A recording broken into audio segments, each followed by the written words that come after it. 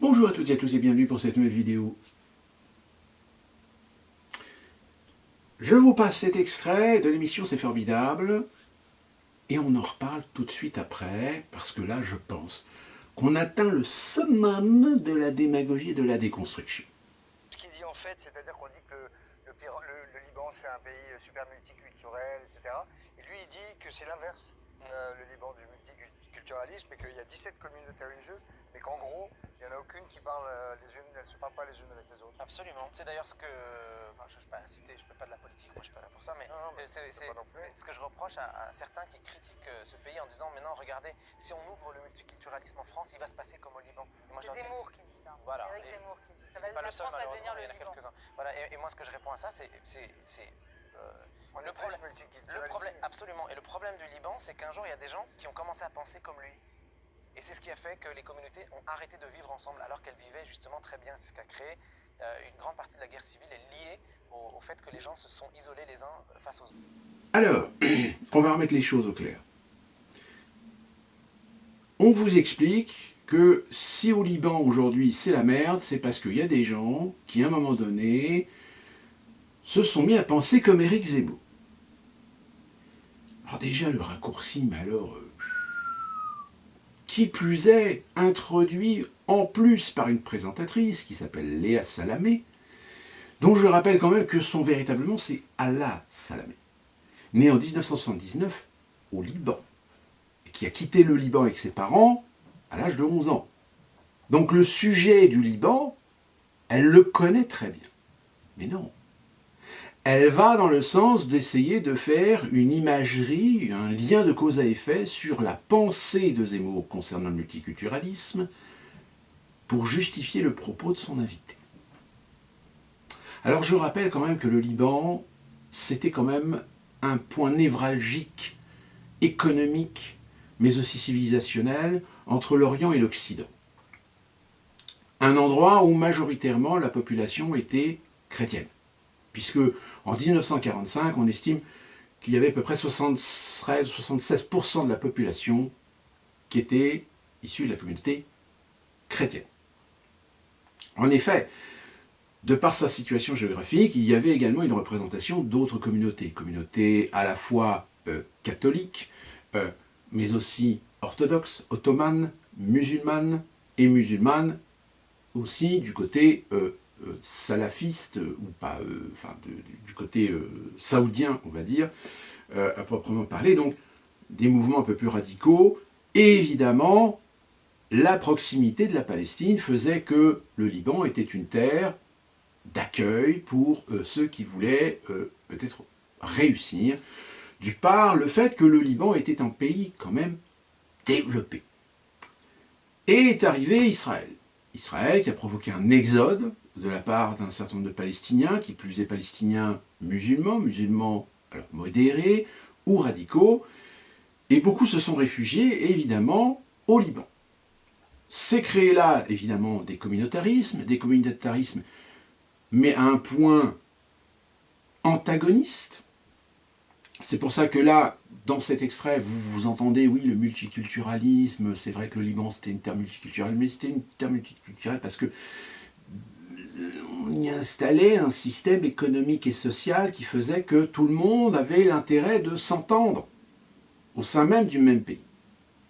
Sauf qu'à un moment donné, il y a eu des conflits idéologiques, politiques, religieux, et l'arrivée, évidemment, d'un parti que vous connaissez certainement, qu'on appelle le Hezbollah. Et à partir de là, dès que, à partir de 1945, il y a eu des exodes de Palestiniens vers le Liban, avec ce qu'ils ont apporté en tant que musulmans, et en tant que musulmans radicaux, religieux, politiques, eh bien, ça a fini par clasher. Donc, quand Zemmour dit que le multiculturalisme, ça ne fonctionne qu'à partir du moment où des ensembles de communautés partagent au moins un minimum de valeurs communes, mais que lorsqu'on veut faire du multiculturalisme avec des entités, des communautés, des convictions politiques, religieuses, diamétralement différentes, voire même en opposition parce que ont les mêmes intentions de domination, de supplanter l'autre, de se légitimer en tant qu'héritier d'une terre, d'une culture, d'une civilisation, bah forcément, au bout d'un moment, ça clash. Sauf que voilà, quand vous entendez ça dans une émission de grande écoute, du service public, vous avez là la preuve flagrante d'une volonté de déconstruction de l'histoire. De manipuler l'histoire pour servir un discours, une idée, une assimilation, une comparaison, un lien de cause à effet.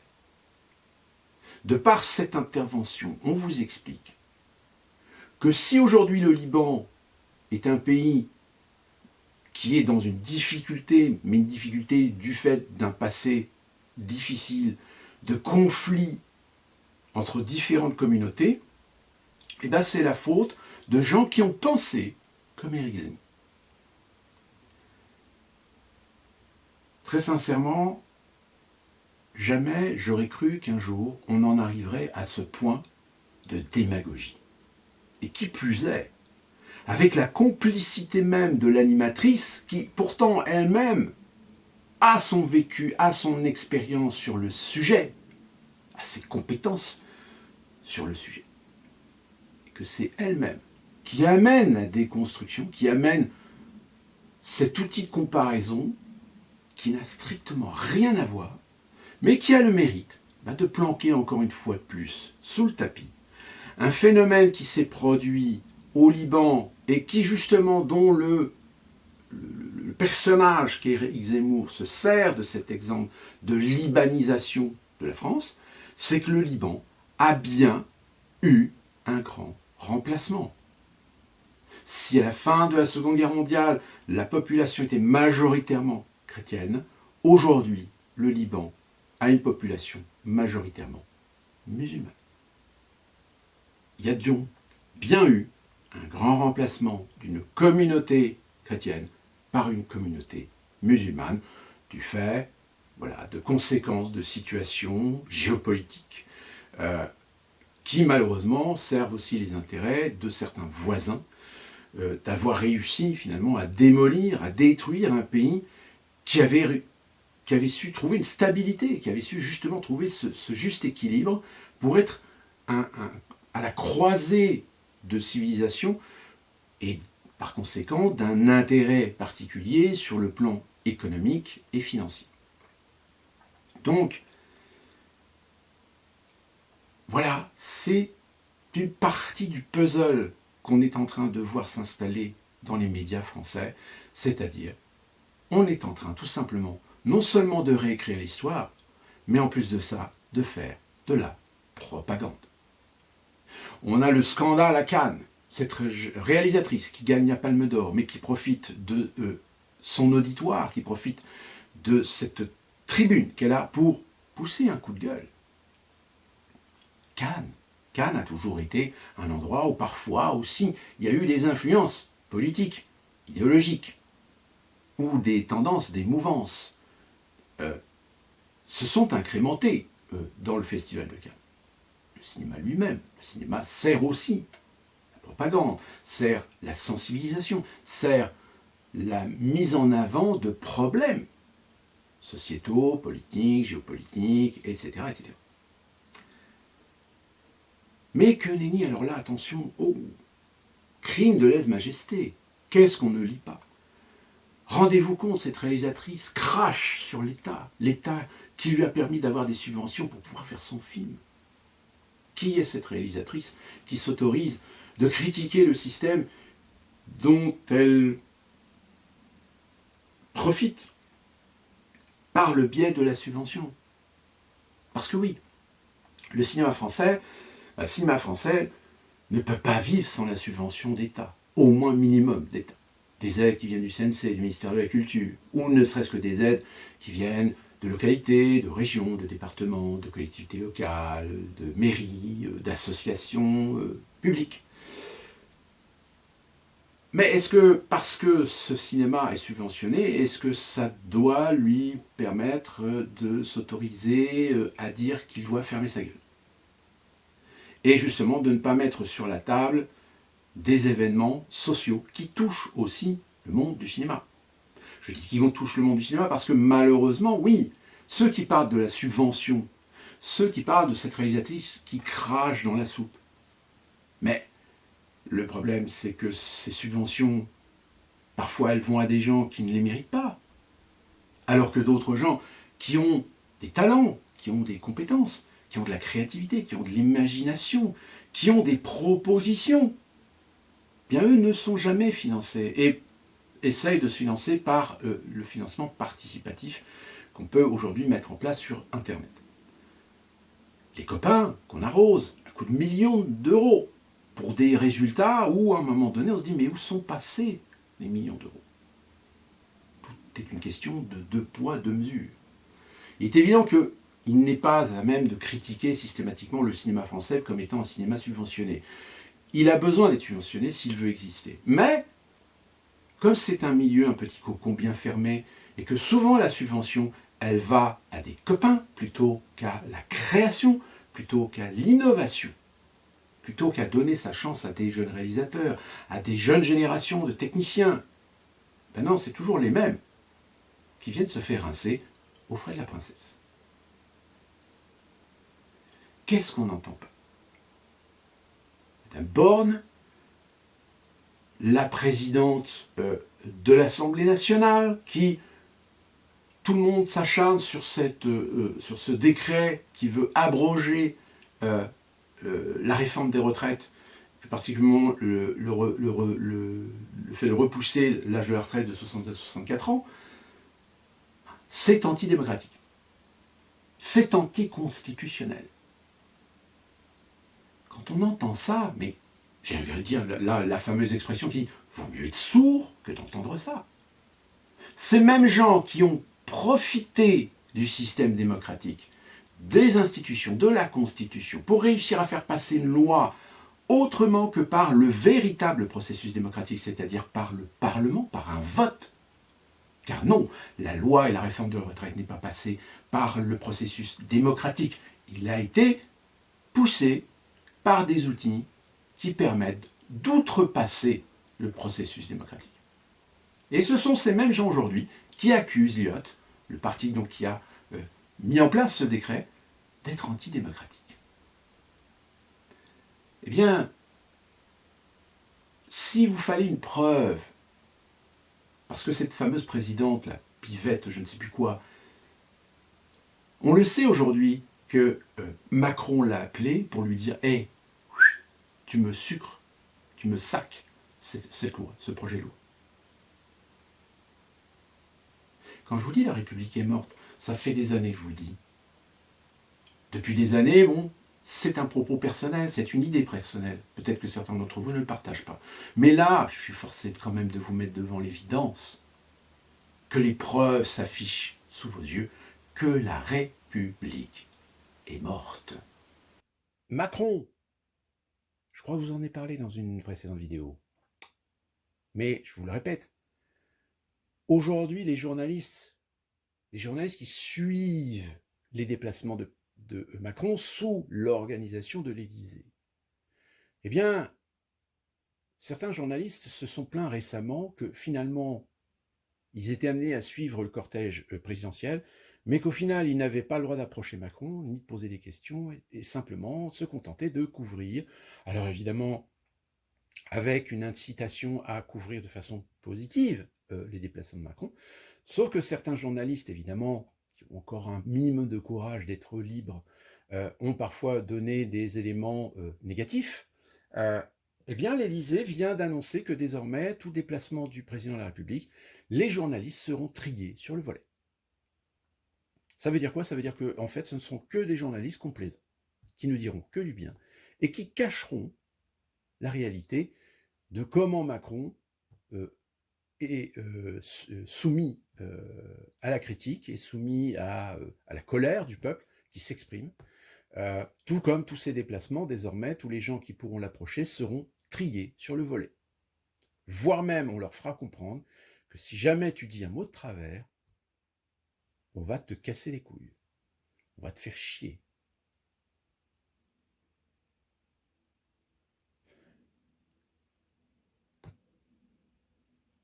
On en est réduit à un point, et j'espère que vous comprenez bien que même si certains d'entre vous croient qu'il faut que la prochaine fois Marine Le Pen devienne présidente, je vous le dis honnêtement et je vous regarde droit dans les yeux, ça ne servira à rien. Quand je vous dis qu'il faut changer la République, qu'il faut un coup d'État, une révolution, peu importe, mais qu'il faut reprendre la souveraineté nationale, qu'il faut sortir de l'Union européenne, c'est pas pour rien. Et que c'est pas Marine Le Pen qui le fera.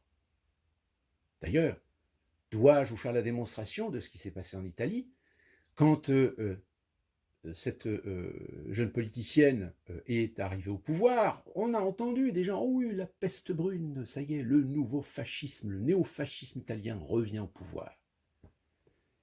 Et au final, qu'est-ce qu'on voit? Eh bien, on voit la présidente, enfin la première ministre italienne faire des accolades avec Zelensky, avec Van der Leyen, bref, carpette.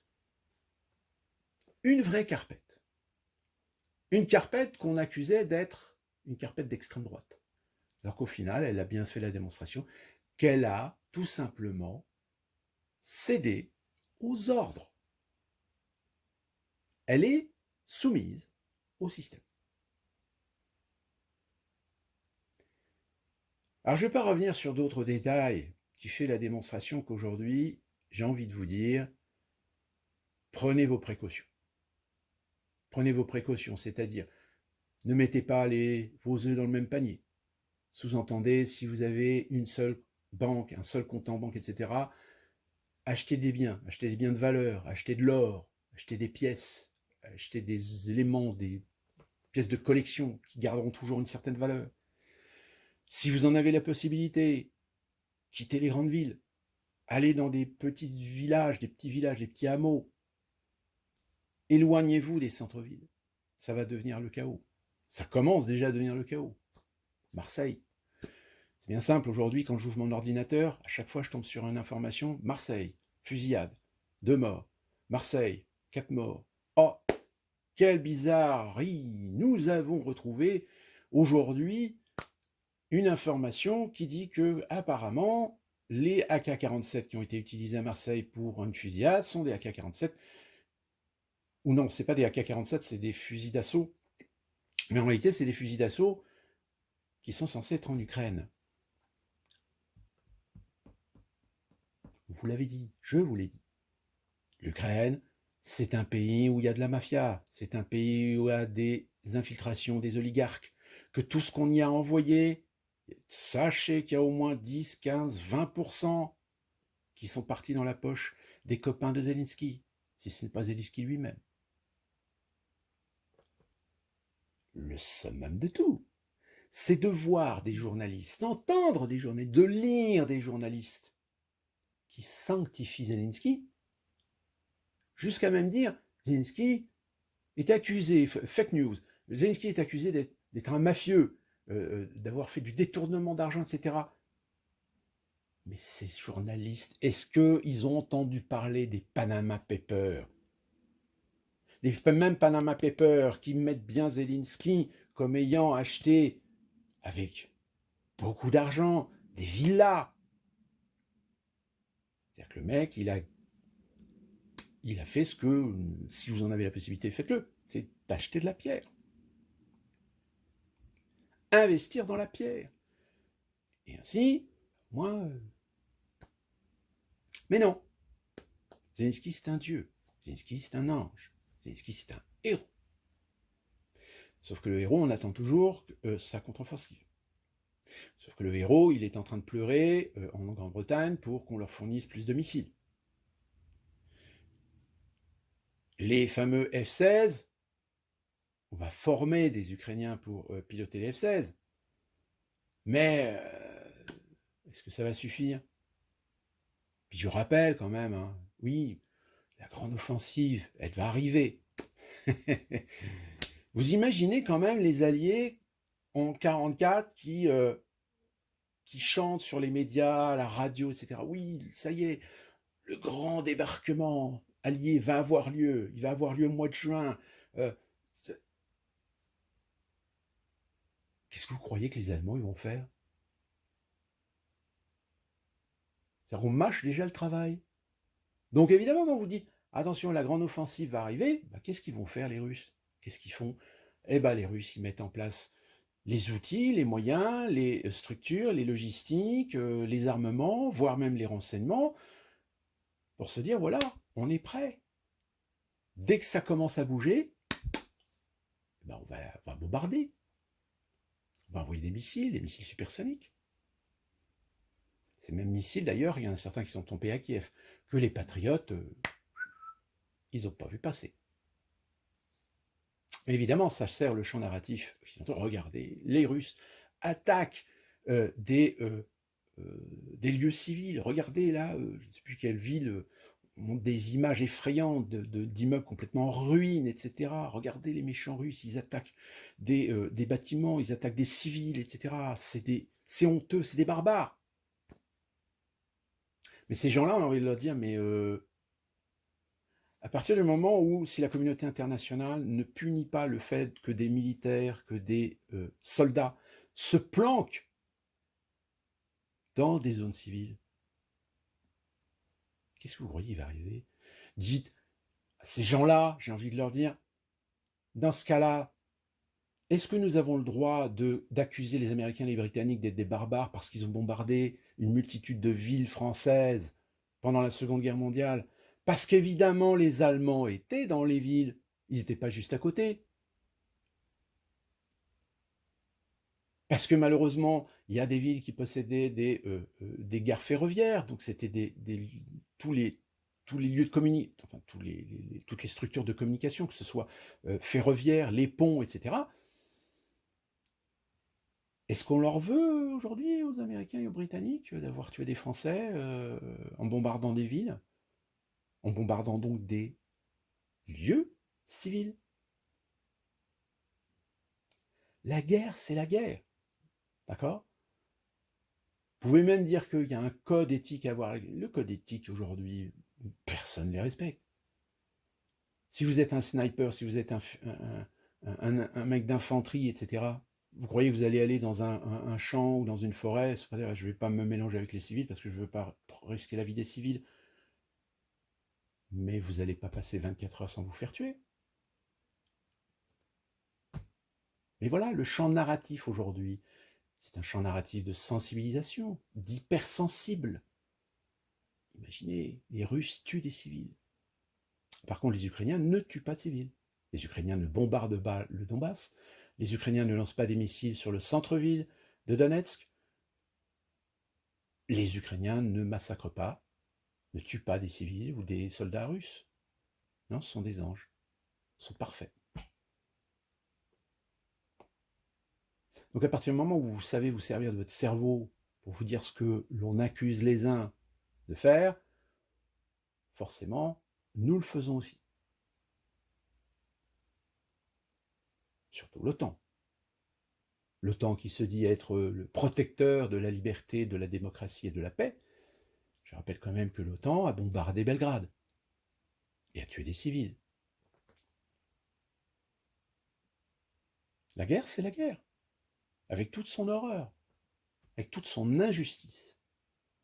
Mais quand on est confronté aujourd'hui à des populations dans le monde occidental qui ont été biberonnées aux jeux vidéo, aux séries, à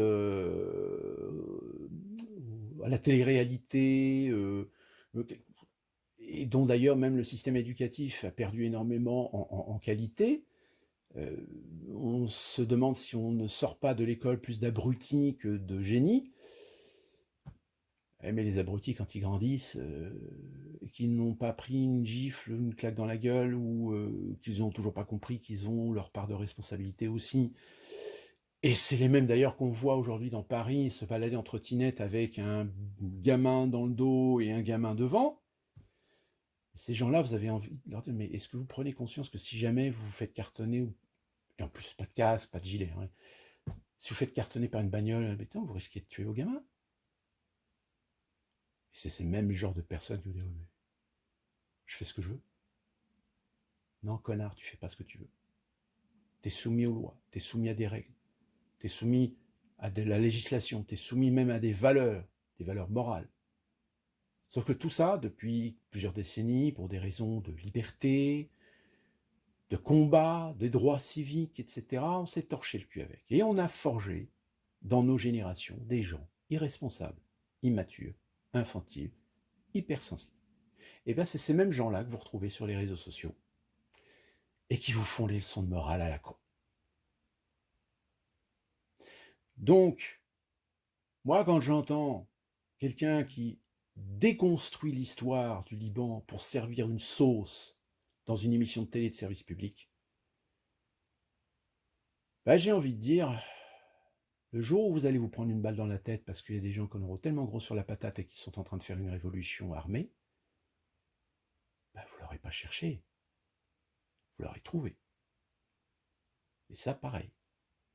Je pense qu'aujourd'hui, il y en a certains qui commencent à chier dans leur froc, qui commencent à vraiment avoir peur, parce qu'ils prennent conscience que, de par leurs propos, de par leurs attitudes, de par ce qu'ils ont défendu, en idées, en stupidité, en propagande, là aujourd'hui, si jamais ça part en vrille, je pense que ce sont ces gens-là qui vont être les premiers à vouloir prendre un avion pour aller à l'étranger.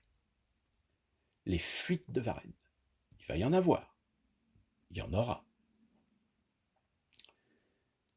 Donc, les choses ne s'améliorent pas. Les choses s'améliorent d'autant plus pas que, même aujourd'hui, les médias, les taux se resserrent. Twitter qui refuse de se soumettre aux règles européennes, peut-être que demain, en Europe, vous n'aurez plus la possibilité d'aller sur Twitter. Des journalistes ont révélé que finalement, la version russe comme étant les responsables de l'explosion de Nord Stream, ça tient pas debout. En revanche, on a quand même des preuves qui sont en train de remonter à la surface qui impliqueraient éventuellement l'Ukraine. Ces mêmes médias qui, il y a quelques mois, continuaient à nous soutenir mordicus que c'était les Russes qui avaient fait sauter Nord Stream. Attention, ne me faites pas dire ce que je n'ai pas dit. Je ne dis pas que les Russes sont des saints. Je dis simplement, c'est qu'il faut savoir raison garder dans notre façon de juger les situations. Qu'il y a dans ce genre de conflit, il n'y a ni gentil, ni méchant. Que la Russie aujourd'hui, elle a la chance de réussir à tenir le choc. Mais pour combien de temps? Parce que je rappelle que le plus gros problème de la Russie, c'est sa démographie. Et qu'à moins de balancer des bombes nucléaires, je ne vois pas autrement comment elle pourrait se défendre face aux agressions auxquelles elle va être soumise dans les mois à venir. Et surtout au conflit ukrainien.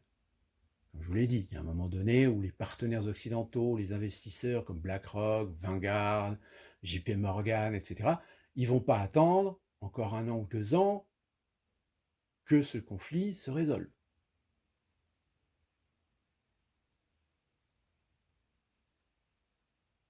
Je ne sais pas ce qui se prépare cet été.